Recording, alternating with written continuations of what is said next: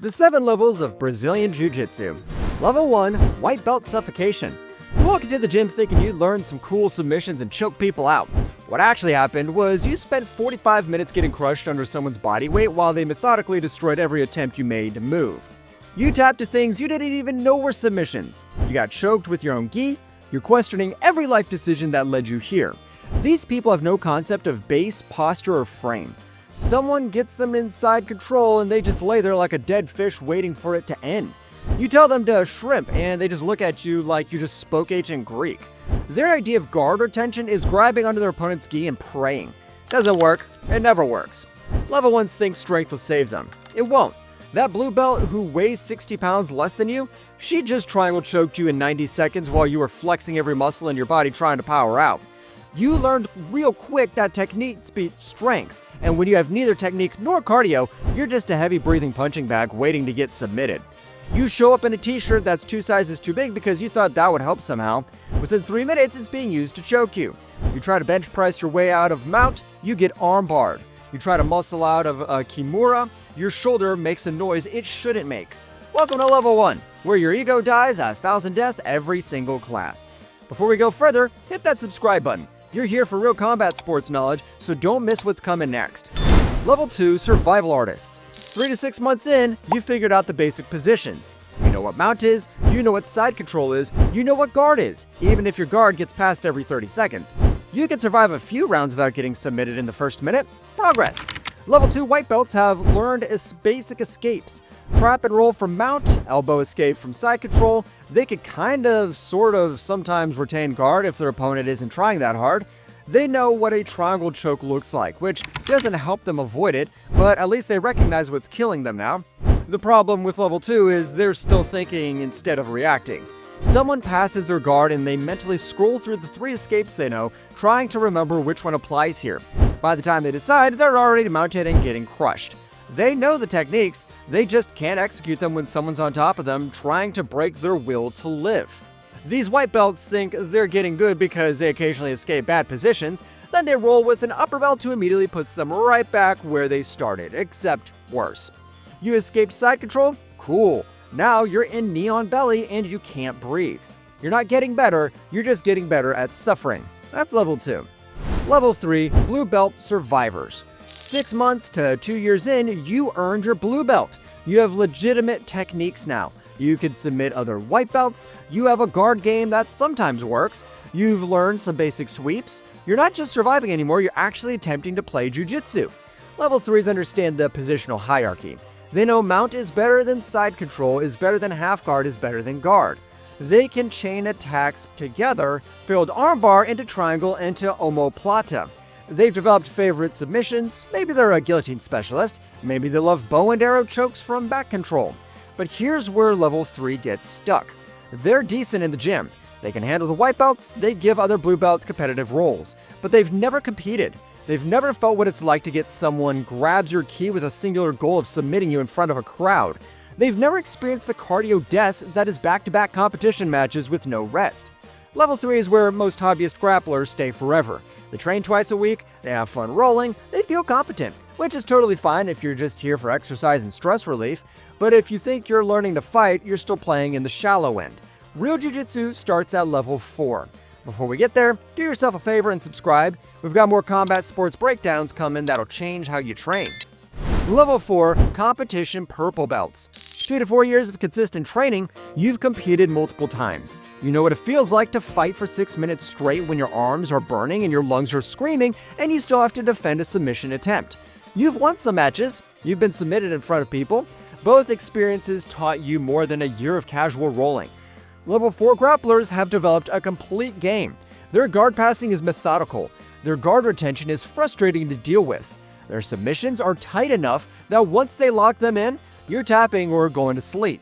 They understand concepts like timing, pressure, and leverage at a level most people never reach.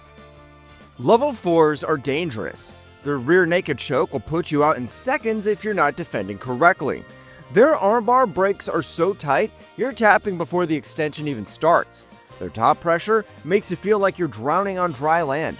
Put them in a real altercation and they're controlling it.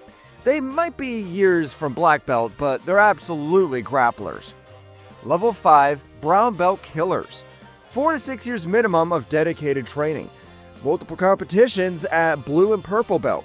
These grapplers have refined their A game to the point where it works against people who know it's coming. They've developed their own style within the framework. Some are guard pullers. Some are wrestlers who smash. Some are back takers who hunt chokes like predators. Level 5 grapplers understand the metagame. They know how points are scored, they know how advantages work, they know when to stall, when to explode, when to hunt for the finish. They've studied enough high-level matches to understand patterns. They can watch someone for 30 seconds and identify their tendencies, then exploit them for the rest of the round. What makes Level 5 special is they've transcended techniques and started understanding principles. They don't just know how to pass guard, they understand the mechanics of why guard passing works. They can invent techniques on the spot by applying fundamental concepts to new situations. They're not copying moves from YouTube anymore, they're creating their own game. But Level 5 still has limits. They're killers in the gym, dangerous at local tournaments, competitive at regional events. But put them against someone who trains at a Dana Here Death Squad or Atos level of facility, and the gap shows. That's the difference between brown belt and world class. Level 6 Black Belt Excellence. 6 to 10 years of training minimum. These grapplers have competed at the highest levels. They've medaled at major tournaments. They're teaching classes, running seminars, coaching competitors. Their technique is refined to the point where nothing is wasted. Every grip, every angle, every movement is calculated for maximum efficiency. Level 6 fighters have complete games. Their guard passing is suffocating. Their guard is a nightmare to deal with. Their top game crushes souls. Their submissions are so tight that by the time you realize you're in danger, it's already too late to defend. They can compete in gi, no gi, submission only, points based, doesn't matter. They're dangerous everywhere. What separates Level 6 from everyone else is they make world-class grapplers look average. They're hitting techniques that shouldn't work at that level. They're creating scrambles and coming out on top. They're finishing black belts who've been training as long as they have. They operate at a speed and precision that most people can't process until they've been submitted by it. But even Level 6 isn't the absolute peak. The very top, the legends who dominated the sport for years, that's a different species entirely. Level 7, GOAT status. The names that define eras. Roger Gracie, who submitted everyone at the highest level with basic techniques executed perfectly. Marcelo Garcia, who revolutionized the guillotine and X-guard and made 5-time world champion sound casual. Gordon Ryan, who dominated no-gi so completely, he retired undefeated as a professional. Marcus Buchecha Almeida, 13-time world champion who transitioned to MMA and proved BJJ works everywhere. Leandro Lo, who guard passed was so beautiful it looked like art. Legends haven't just mastered jiu-jitsu, they've redefined what's possible. Roger submitted black belts at Worlds with the same techniques white belts learned in their first month. It's not luck, that's perfection achieved through 10,000 repetitions. Marcelo hit guillotines on people who trained specifically to defend his guillotine, and he still caught them anyway. Level 7 grapplers have changed how the sport is taught. Coaches study their footage frame by frame. Competition rules change because of techniques they invented. Kids in Brazil, California, New York, Australia, they're trying to move like these legends, attack like them, think like them. They're not just champions, they're the standard by which every grappler is measured. What makes a legend isn't just world titles, it's sustained dominance. It's making the impossible look easy. It's inspiring generations to push the boundaries of what's achievable on the mat. Champions win medals. Legends change the sport forever and leave techniques named after them as their legacy. Now you know the levels, so if you're training BJJ, which level are you actually at? Not where you want to be, where you are right now. Because most people overestimate themselves by at least one belt, but rolling doesn't lie, competition doesn't lie. The mat exposes everything. But knowing the levels is just part of understanding jiu-jitsu. You also need to know what type of grappler you are. There are 7 types, and you're definitely one of them.